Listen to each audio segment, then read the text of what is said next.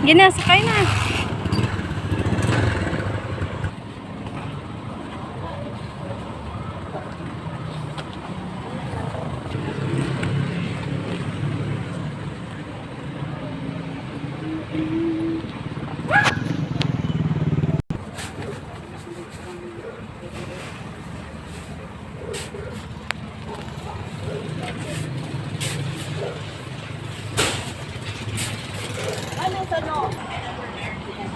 Sige na.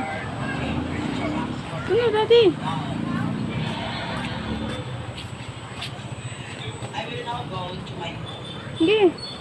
assigned topic, reproductive.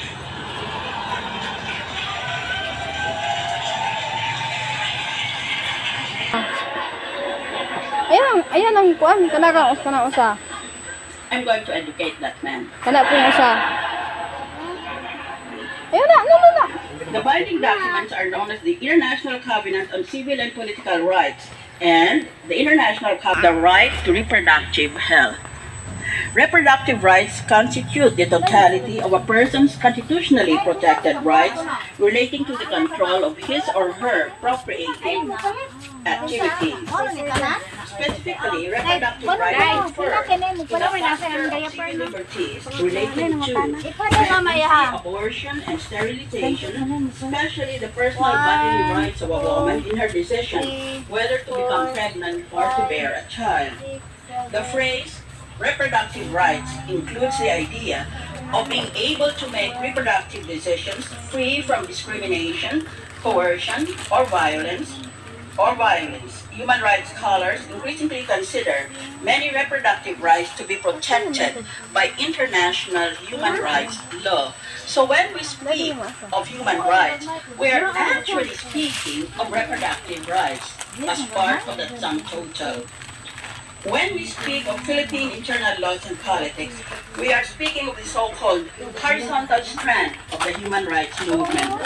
But as constitutionalism spreads among states, we now speak of the so-called vertical strand of the new international law that is meant to bind states and that is implemented by the new international institutions. Filipino politicians seem to be aware only of the horizontal but not of the vertical dimension of the human rights movement. Yan kasing napala nila, kasi hindi sila and still Filipino politicians are discussing whether we should discuss the RH bill. We are already committed to pass an RH law by what we did many years before. These people are living in a time warp.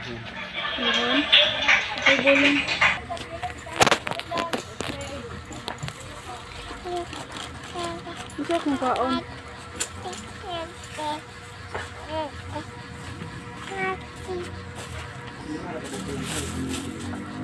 Ha? Unom na, unom.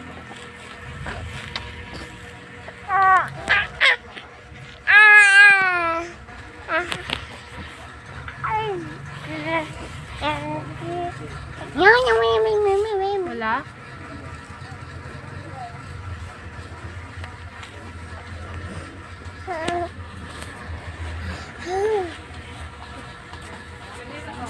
Lagi.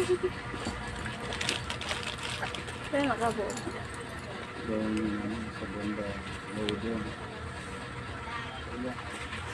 Okay, bolong.